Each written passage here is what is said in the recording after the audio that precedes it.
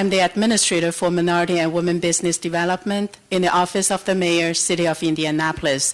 It is my greatest pleasure to see all of you here today. And of course, I would want to say that without the IBE President and CEO, Mrs. Tanya Bell and Director Greg Wilson, we won't be able to have this big session here. This is the first time, so we really, really want to say thank you to them and to make this possible. And also as a planning committee, Director Wilson, Mrs. Tanya Bell, and myself, we work very hard with our staff and volunteers. So here we are, and my greatest pleasure to introduce Director Greg Wilson with the Mayor's Office, Minority and Women Business Development.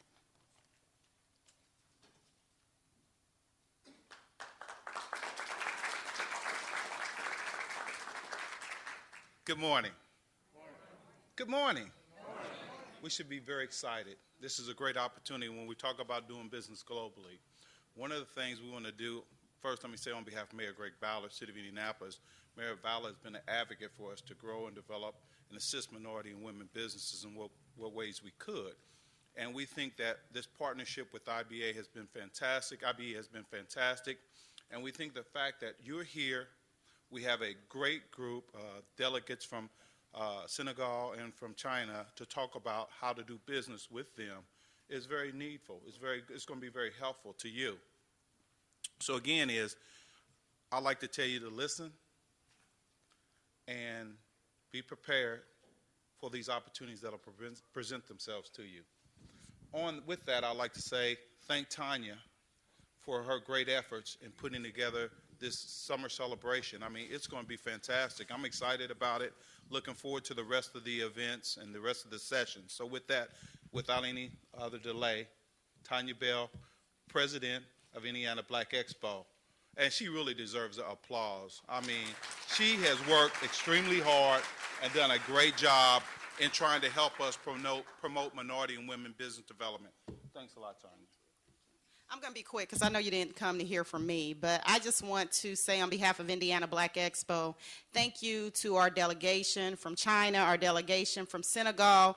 Thank you, Roland. I met Roland earlier today, and I'm pretty sure he has a great testimony to share with you with respect to what he's doing in China. But thank you. Hopefully you'll come out and enjoy the rest of the festivities, and let's get going. And once again, we're just so pleased to have all of you here. It is also my great honor to introduce you our today's moderator, Mr. Mark Krupa. And I actually heard about him a long time ago, and he is very well known for his knowledge, his experience, and his expertise in doing business globally. So here is Mr. Mike Cooper, the Director of U.S. Department of Commerce Commercial Service in Indiana. I'd like to say thanks to everyone for coming. Doing business globally is important. There is an old Chinese saying, some say it may be a curse, and it says, may you live in interesting times. And we do live in interesting times today. It's a fact, and we know, we've looked at the global economy. I think what everyone is aware of now is the genie is out of the bottle. We are a part of a globalized society, whether we like to know or realize it or not. And so I think that's why you've come to hear from experts here from around the globe about how we can win and do business internationally and globally. America's strength, in my mind, is about building bridges and not walls. And I think this is what IBE is about and what we're here to do today, which is to build bridges to other cultures and to other folks that we might not know. And this gives us an opportunity and you an opportunity to perhaps learn about cultures that you might not have known. I know I'm a Hoosier boy, and I grew up in the 70s, you know, and it's funny because back in those days, many of us never had flown on an airplane. I mean, you might, I know that the first time I flew on an airplane, and my parents and other generations, it wasn't as common. But now, of course, everyone flies. Frequent flyer are everywhere today, and it just shows you how much the world has shrunk. Exports make up about 13.7% of our GDP, and 95% of your customers lie outside the borders of the United States. So if you're looking at doing business globally, that's where all your customers are. So we're excited that you're here. Nearly 1/3 of the crops grown in our country are exported. In the manufacturing sector, 1 out of 5 jobs is linked to exports. 20% of what we manufacture is exported here in Indiana, and export jobs pay approximately 18% more on average. That should motivate you to want to do business globally. So let me explain now how things are going to work today.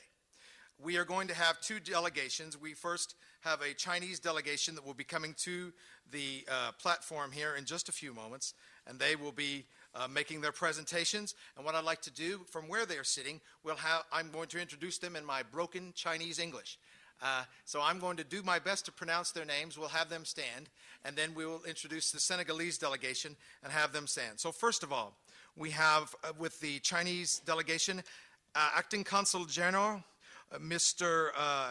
Yunliang Xie, who is the Acting Consul General. How did I do? Okay. Ms. Xu Wen, Consul General of Chicago, or of China in Chicago. And then Mr. Xiaoxing Wang,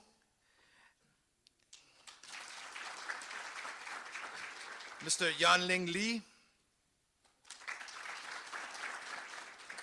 This is our Chinese delegation. Now, I didn't pronounce their names properly, but they were gracious enough not to laugh too much when I was trying to say them, so I appreciate that.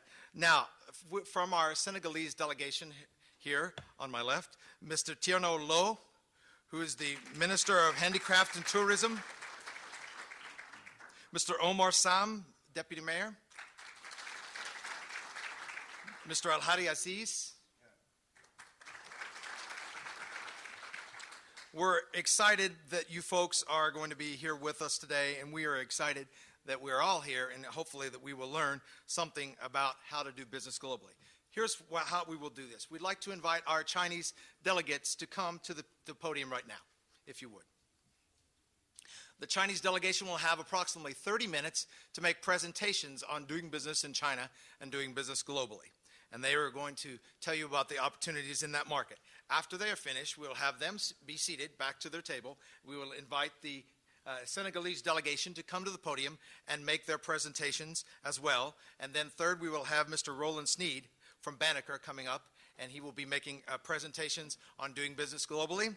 We'll have a time for questions and answers, because by the time you hear all this information, I'm sure that many of you will have questions for our panelists. Finally, after the question and answer time, we will have a time for networking where you'll be able to interact with our panelists and among yourselves. So without further ado, I'd like to turn it to the Consul General from China and the Chinese delegation for the presentations. Thank you, Mr. Consul, for being with us today.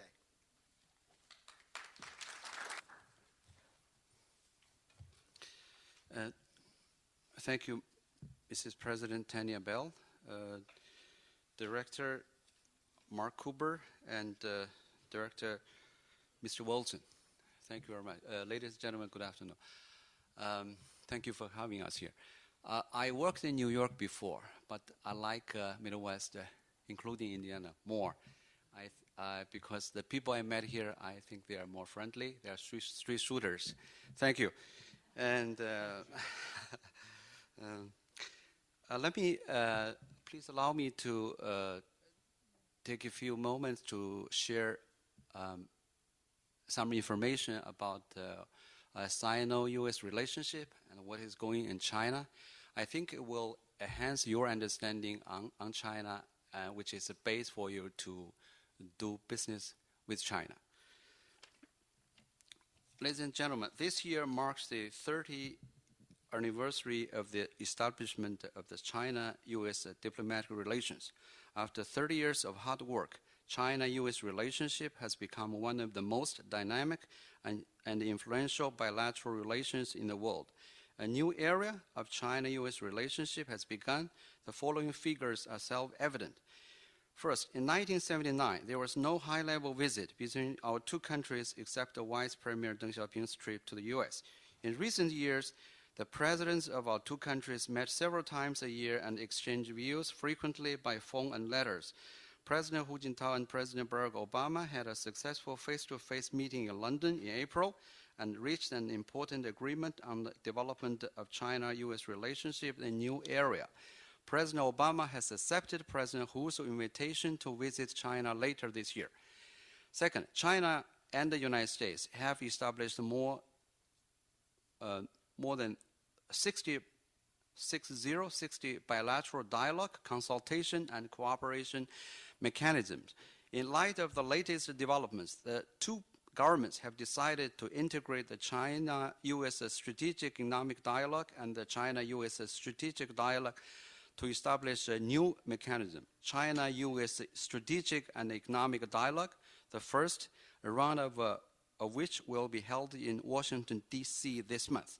And the U.S. delegation will be headed by Ms. Hillary Clinton, Secretary of State, and Mr. Tim Geithner, Secretary of Treasury.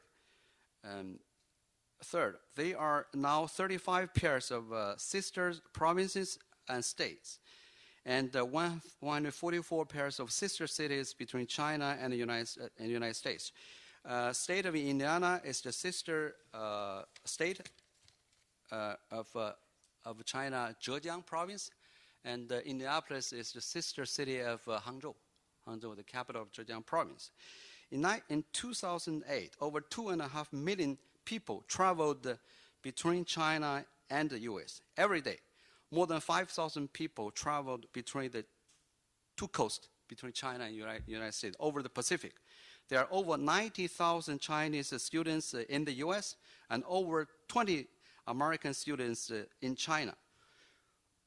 Fourth, over the past 3 decades, our bilateral trade has grown by more than 130 times, which was $334 billion in 2008 alone. We are now the second largest trading partners for each other, and China remains the third largest and fastest growing exported market for U.S.-made products.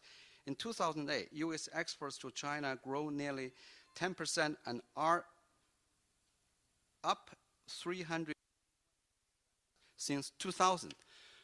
The last 4 years before China entered the World Trade Organization, in comparison, U.S. exports to the rest of the world during this period grew only 60%, with China 341%.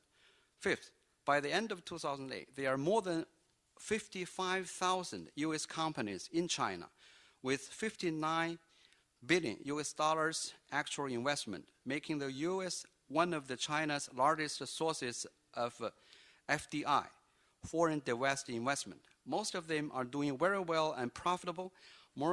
Meanwhile, Chinese companies have also made over $3 billion of direct investment in the U.S., with over 1,300 companies here.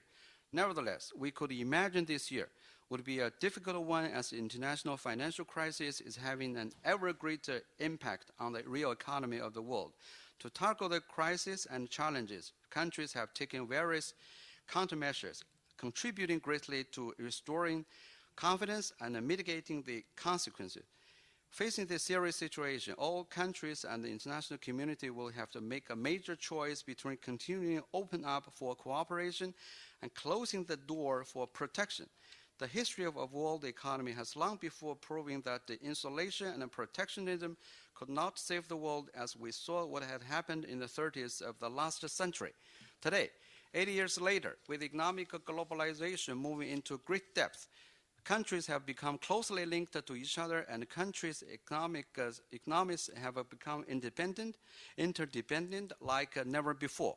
Confronted with the global financial crisis, people are increasingly aware of the necessity and urgency of opposing protectionism and the fact that we cannot let history repeat itself. In a time of globalization, we need to assume a more rational way of thinking and a broader perspective, working together to ensure the openness of the international market and making every effort to sustain a global trade and